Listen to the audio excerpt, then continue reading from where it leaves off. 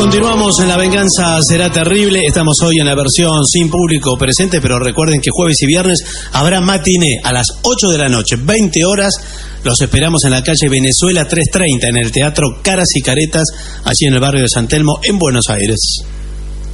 Hablaremos esta noche de algunos reyes y de sus excentricidades.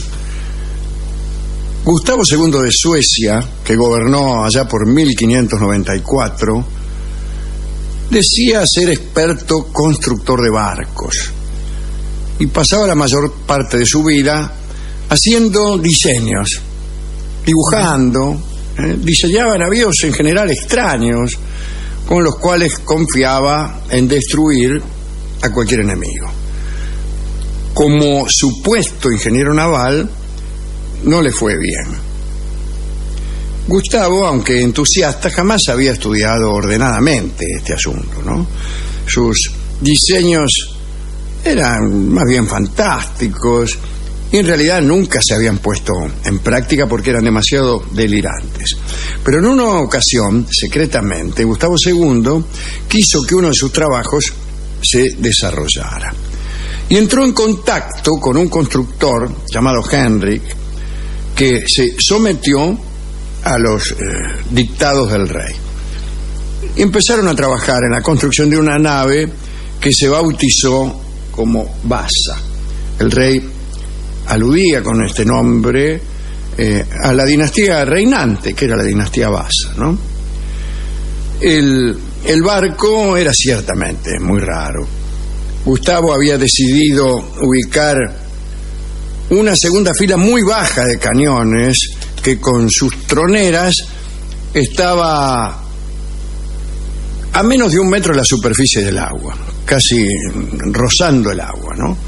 Si el barco se inclinaba un poco, el agua podía entrar por las troneras y hacer peligrar el barco, imagínese. Bueno, el Vasa tuvo su salida inaugural en agosto de 1628 desde el puerto de Estocolmo. Se reunió lo más florido de la corte, la gente más elegante de la ciudad. Imagínense, todos los macanudos estaban ahí, una gran fiesta. El Vasa entonces levó anclas y partió. Una brisa suave lo hizo escorar un poquito. El agua entró por las troneras de los cañones bajos y el barco se hundió en 10 minutos. Murieron 110 personas, entre tripulantes e invitados. Y con el barco se fue a pique no solo el orgullo nacional, sino la esperanza puesta en la entrada en servicio de aquel barco que se pensaba iba a reforzar la causa protestante en la guerra de los 30 años. Cuando se investigaron las causas del rápido naufragio, recién entonces se supo de la participación del rey. No se sabía eso, pero se supo, pero se ocultó. El capitán del barco, que se llamaba Hanson, Sophrin Hanson, que había tenido la suerte de salvarse, fue convertido en el principal responsable y lo pagó con su vida, ¿no? Así que esa es la primera historia extraña de un rey. Un rey con berretines. Otro que tenía berretines fue Pedro I de Rusia.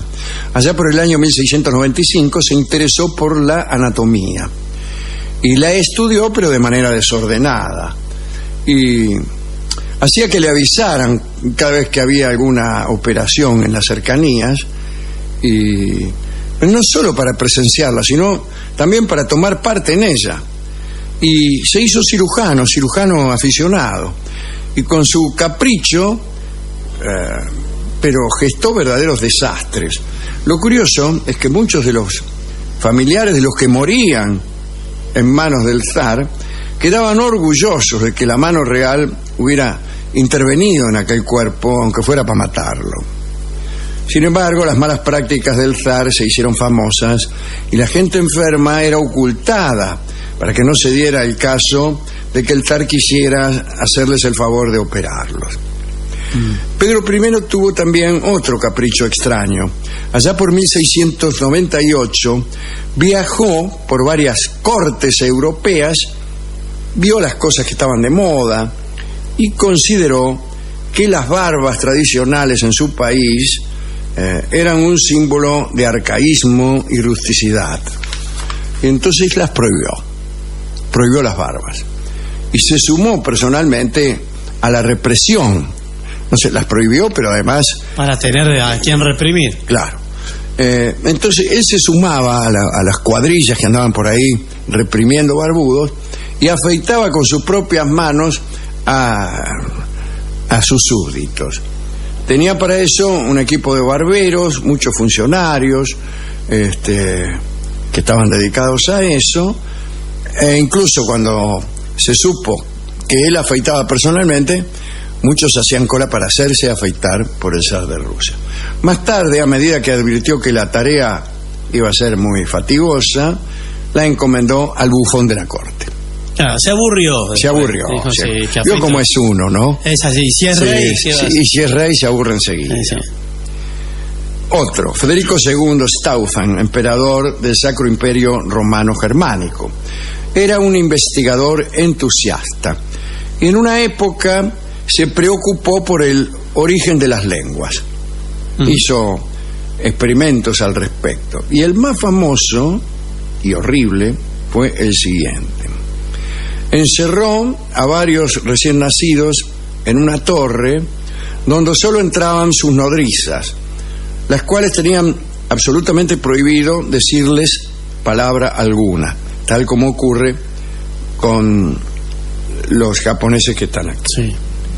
El experimento versaba sobre cuál sería el idioma en que romperían a hablar por sí solos los niños como lengua natural de la humanidad, sin que nadie los influyera.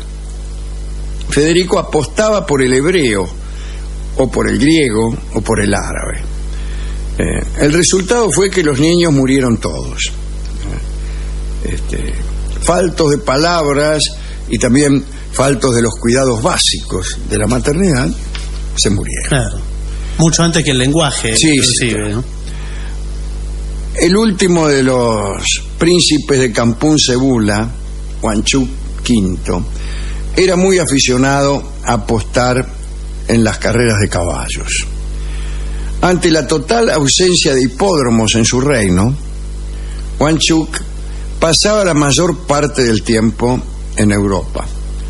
La mala suerte lo perseguía y siempre elegía caballos inadecuados. Algunos dicen que sentía piedad por los animales menos veloces. Lo cierto es que en pocos años perdió toda su fortuna. Después se jugó la soberanía de su reino, cambiando por dinero toda clase de concesiones. Fue derrocado y expulsado. Se dice que la única propiedad que le quedó fue una yegua que, anotada en 70 carreras, no pudo ganar ninguna.